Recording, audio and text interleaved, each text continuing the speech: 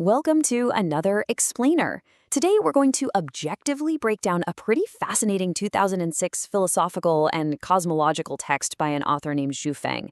It's this bold, sweeping framework that basically attempts to explain the entire universe. And we mean everything, from the tangible, everyday objects we interact with, all the way up to the invisible forces governing existence itself. We're going to map out the specific claims of this worldview so we can really visualize the logic behind it. Okay, so here's our roadmap for today. We'll be hitting the three elements of the universe: the power of structure, energy as a neutral fuel, consciousness as the architect, identifying the greatest creator, and finally, the path of Lifechanyuan. We're essentially starting right here in the physical world we can see and gradually funneling down into the invisible, metaphysical claims of this worldview. So, Section 1, the three elements of the universe. To really understand this philosophy, we first have to look at the foundational building blocks it presents. According to the text, the whole universe boils down to just three eternal things. That's it: consciousness, structure, and energy. The author explicitly claims that everything else, literally all other things in existence, are just illusory. They might be flashy, sure, but they aren't substantial, and they are fundamentally temporary. Only these three specific pieces are truly eternal. Moving on to Section 2, the power of structure. Let's start with the absolute most tangible element, the one we interact with every single day. The author posits that structure determines everything in our visible world. And I mean, look at these examples. We can easily spot a peony in a massive garden purely because its structure is totally distinct. The text argues that we actually identify everything by identifying its structure. Or think about agriculture, right? Successful farmers rotate crops because different plant structures require totally different proportions of nitrogen, phosphorus, and potassium to grow. Or even solar cookers, they only heat water because of their highly specific geometric design. Essentially, form dictates function. And this rule applies to nature and machines too. Trains, trucks, and cars carry completely different loads simply because of the structure of their engines. A tiger eats meat while a sheep eats grass simply because of the distinct structure of their digestive systems. According to this framework, if you have a certain structure, you inevitably have a certain form of life or function. It's hardwired in. Which brings us to Section 3, energy, the neutral fuel. Because if structure is the vehicle, well, what's actually powering it? We know structure is visible and distinct. But what about energy? The text views energy as completely neutral and invisible, kind of like air and water. It only actually reveals itself when it attaches to a specific structure. So all visible objects are essentially just structures combined with energy, geometrically. Any consciousness can direct this totally neutral energy. Because energy is neutral and basically just waiting around to attach to a structure, the author uses this really beautiful analogy to explain a core lesson. It tells us we actually don't need to stress over energy. Just like fragrant flowers naturally attract butterflies, having the right structure will naturally attract the right energy to it. You don't have to force it at all. Section 4, consciousness as the architect. Now this brings us to a really pivotal transition in the text's sort of funnel of reality. Because if structure dictates energy, what dictates structure? The author poses this exact Socratic question to pivot our attention. We're moving away from the physical objects we've been talking about over to their invisible origins.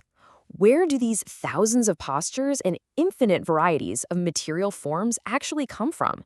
The absolute answer, according to this framework, is consciousness. It is the architect.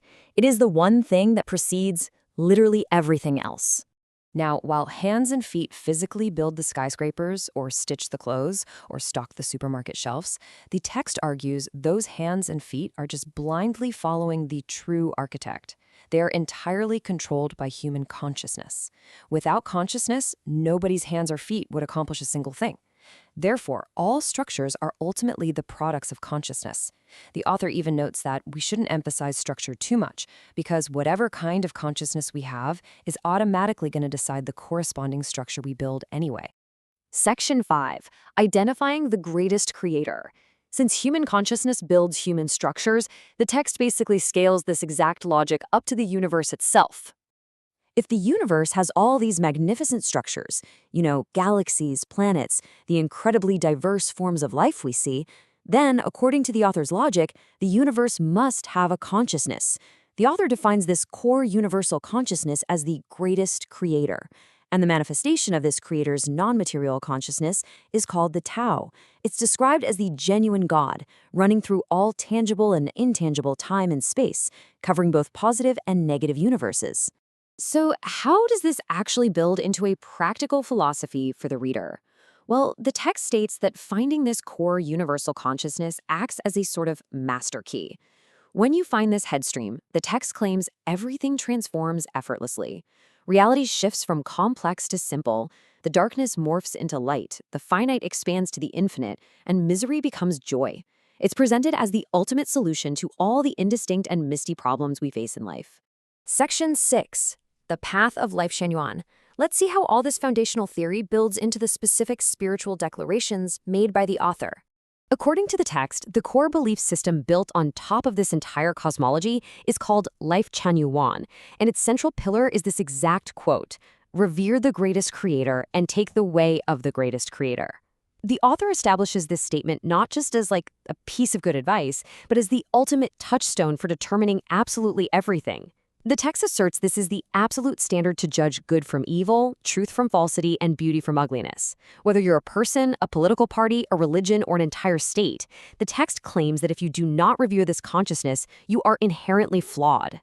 The text then concludes with a massive metaphysical claim. Because consciousness dictates structure, your personal state of consciousness literally dictates your form of survival.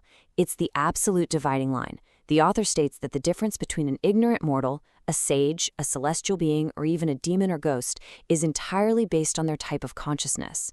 Grasping this key link, the author promises, allows one to reach a higher level space and actually achieve the spiritual state of immortality. We've definitely covered a lot of ground today, tracing this philosophy from basic, everyday structures all the way up to some incredibly grand cosmological claims.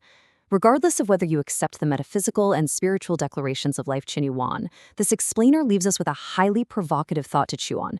If consciousness truly dictates structure, and structure dictates energy, how might your own internal focus, your personal state of consciousness, be actively shaping the external structures and realities of your life right now? It's a fascinating lens to look through. Thank you so much for joining me on this explainer, and keep questioning the structures around you.